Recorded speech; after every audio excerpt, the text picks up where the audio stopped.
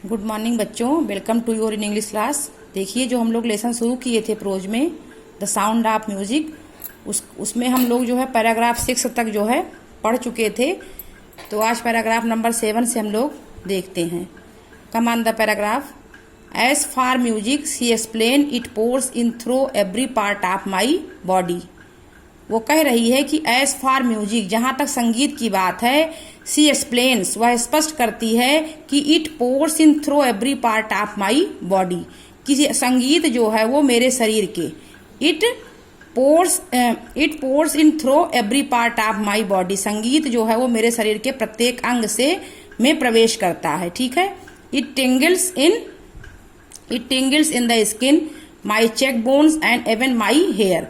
वो आगे कह रही है कि यह जो है it tingles in my skin, संगीत जो है मेरी त्वचा में, माई चेक बोन्स मेरे गालों पर, एंड इवन माई हेयर, और मेरे बालों में भी संगीत की झंझनाहट है। मतलब उसके कहने का ये है कि उसके शरीर का प्रत्येक अंग जो है वो संगीत से भरा हुआ है।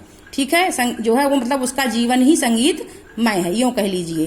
When she plays the xylophone she can sense the sound pressing up the stick into her fingertips. उसके बाद वो आगे कहती है कि when she plays the xylophone, जब वह जो है जाइलोफोन को बजाती है तो क्या होता है कि she can sense the sound passing up the stick into her finger strips. तो क्या होता है कि जो मतलब साउंड होता है, जो साउंड प्रोड्यूस होता है, सी कैन सेंस, उसको कैसे महसूस, क्योंकि वो जो है सुन नहीं सकती थी लेकिन वो महसूस करके चीजों को समझती थी। तो वो कह रही है कि जाइलोफोन बजाने के समय जो उसकी ध्वनि होती है वो स्टिक्स के द्वारा उसके फिंगर टिप्स तक जो है, उसके पोरों तक जो पहुंचती है तो वह उसको अनुभव कर लेती है। ठीक। फिर है by leaning against the drums she can feel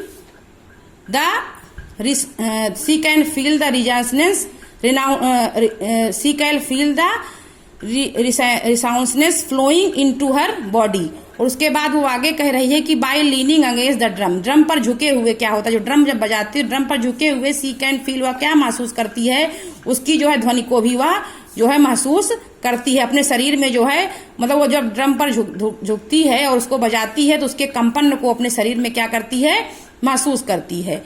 on a wooden platform she removes her shoes on a wooden platform. उसके बाद वो क्या कह रही है कि लकड़ी के चबूतरे पर, ऑन ए वुडन प्लेटफॉर्म, लकड़ी के चबूतरे पर, सी रिमूव हर शूज, वह अपने जूतों को उतारती है, so that the vibration pass through her where feet and up her legs. वो ऐसा इसलिए करती है, जूते इसलिए उतारती है कि जो वाइब्रेशन हो वो जो है सीधे जो है उसके तलवों से लेकर के, ताकि कंपन जो है क्या हो सके कि उसके पैरों और उसके तलवे से उसके शरीर तक पहुंच सके। ठीक। ये पैराग्राफ नंबर 7 आप लोगों को क्लियर हो गया होगा। पैराग्राफ नंबर 8 पर आते हैं। Not सरप्राइजली Evelyn delights her audiences. In 1991 she was presented with the Royal Philharmonic Society prestigious soloist of the year award.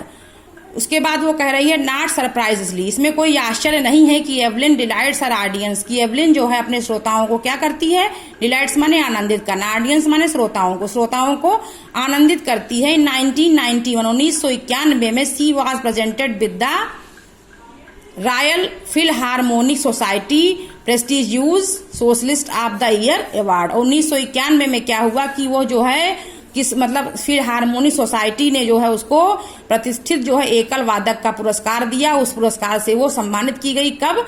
1991 में, 1991 में। सेज मास्टर प्रेस्टिजियस्ड जेम्स ब्लेड्स, जो ताल वादक थे जिन्होंने उसको प्रशिक्षण दिया था, वो कहते हैं, जेम्स ब्लेड उनका नाम है, God may have taken her hearing but he has given her back something. वो कह रहे हैं कि भगवान ने जो है उसकी श्रवण शक्ति को छीन लिया है, बट छीन ली हो, लेकिन but he has given her back something, लेकिन उसको जो है बहुत ही असाधारण चीज दी है। मतलब उनके कहने का ये है कि भले ही ईश्वर ने उसकी श्रवण शक्ति को छीन लिया है, लेकिन उसको जो है कुछ असाधारण चीजें दी है। जाहिर सी बात है कि जब जो है ईश्वर किसी का एक चीज कमजोर करता है तो उसको जो है उससे डबल करके कुछ ना कुछ देता है। ठीक है। उसके बाद देखिए एक्स्ट्राऑर्डिनरी, मतलब उसमें जो भी था वो असाधारण था।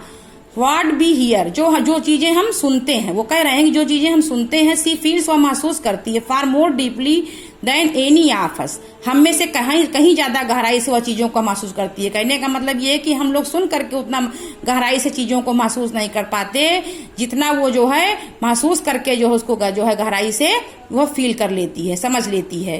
That is why she expresses music so beautifully, वह जो है संगीत को इतनी सुंदरता से जो है समझती है, क्योंकि जो है वो उसने स्वयं बयान किया। दैट इज वाई, ऐसा इसलिए है क्योंकि सी एक्सप्रेसेस म्यूजिक सो ब्यूटीफुली, क्योंकि वह जो है संगीत को बहुत अच्छे से अभिव्यक्त करती है, और संगीत में उसकी गहरी रुचि है, इसीलिए वो ऐसा कर पाती है। तो जाहिर सी बात है, जिस व्यक्ति को जिसमें इंटरेस्ट होगा, जहां रुचि होगी, उसमें वो अच्छा प्रदर्शन करेगा। ठीक है, तो बच्चों ये आपके आज के लिए इतना ही।